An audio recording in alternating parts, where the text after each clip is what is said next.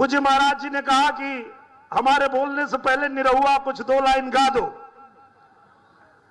तो निरहुआ एक भोजपुरी कलाकार है पूज्य महाराज जी, और आपके आशीर्वाद से हम अपने भोजपुरी भाषा के लिए काम करते हैं। और जो लोग भोजपुरी भाषा बोलते हैं उनकी एक खासियत होती है कि भोजपुरिया जवान नहीं सहेला गुमान, बाई बतिया के गावे गावे हाला, निरहुआ रिक्शा वाला, निरहुआ रिक्शा वाला, निरहुआ रिक्शा वाला, निरहुआ रिक्शा वाला। और जब देश के अलग अलग हिस्से में भोजपुरी बोलने समझने वाले लोगों के साथ कोई अत्याचार करने की कोशिश करेगा, कोई भी हमारे भोजपुरी बोलने वाले लोगों के साथ मारपीट करेगा, तो आज इस मंच से बताता हूं मैं उसको, जे ना गरीब संग करे इंसाफ हो,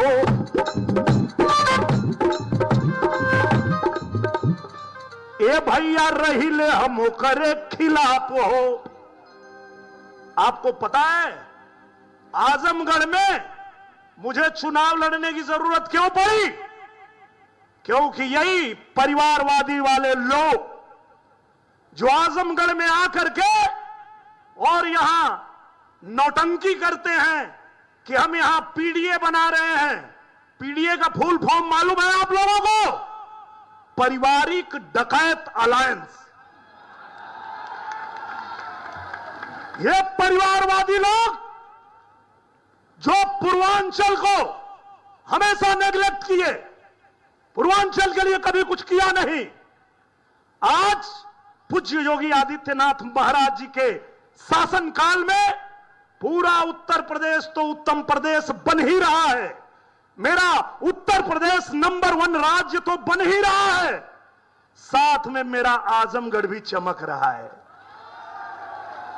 मेरा पूर्वांचल भी चमक रहा है। पूर्वांचल एक्सप्रेसवे से आजमगढ़ को जोड़ के आज पूज्य महाराज जी ने पूर्वांचल का भाग्य बदल दिया है। हर क्षेत्र में, शिक्षा के क्षेत्र में देख लीजिए, चाहे आप कनेक्टिविटी देख लीजिए, और अब तो पूज्य महाराज जी ने उत्तर प्रदेश को रोजगार का हब भी बना दिया है। अब किसी को जरूरत नहीं है अपना घर परिवार छोड़ के कहीं और जाने की। हमारे उत्तर प्रदेश में पूज्य महाराज जी ने उद्योग धंधे लगाने शुरू कर दिए। आपके बाल बच्चों के भविष्य के लिए उत्तर प्रदेश को उत्तम प्रदेश बनाया है पूज्य महाराज जी ने। तो धन्यवाद तो बनता है। आप सब जोरदार ताली से पूज्य महाराज जी का धन्यवाद दीजिए कि ऐसे पूज्य महाराज जी ने उत्तर प्रदेश को ऐसा बना दिया है कि कहीं भी जाता हूं बड़े गर्व से कहता हूं कि देवता भी आते जहां साधु के भेष में, देवता भी आते, यही उत्तर प्रदेश है, यही आजमगढ़ की धरती है।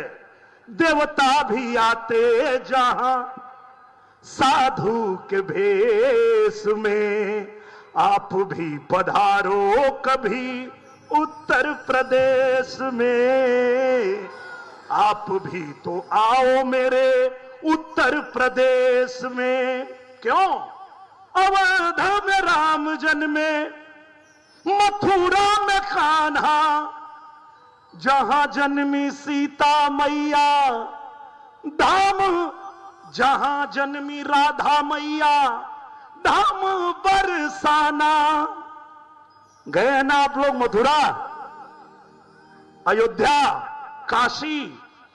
ये वो धरती है जब भगवान को भी जन्म लेना होता है तो इसी धरती पे जन्म लेते हैं।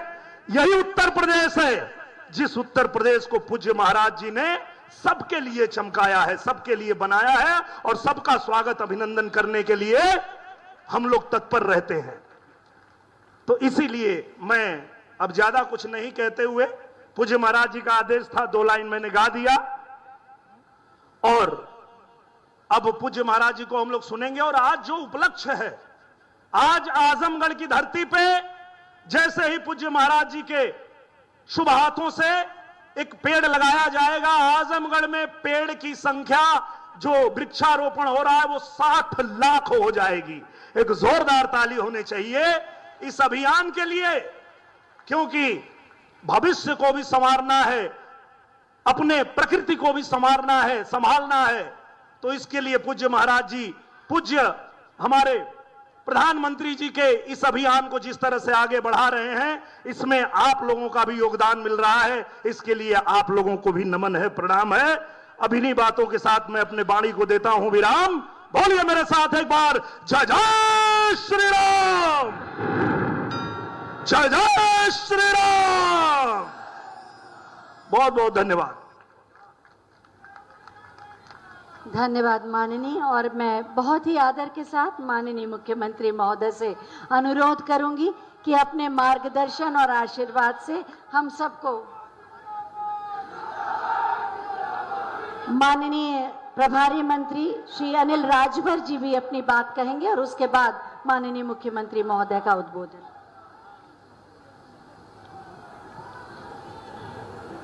उत्तर प्रदेश की धरती पर 37 करोड़ से भी ज्यादा वृक्षारोपण कार्यक्रम के अवसर पर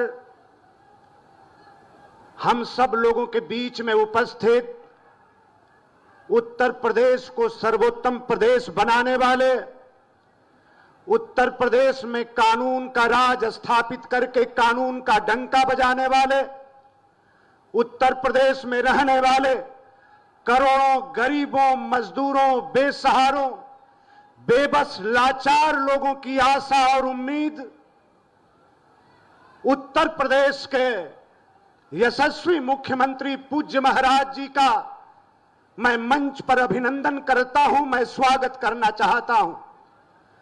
मंच पर उपस्थित हमारे साथी मंत्री, जिनके विभाग, वन विभाग ने इस अभियान को अपने हाथ में लिया है, ऐसे केपी मलिक साहब,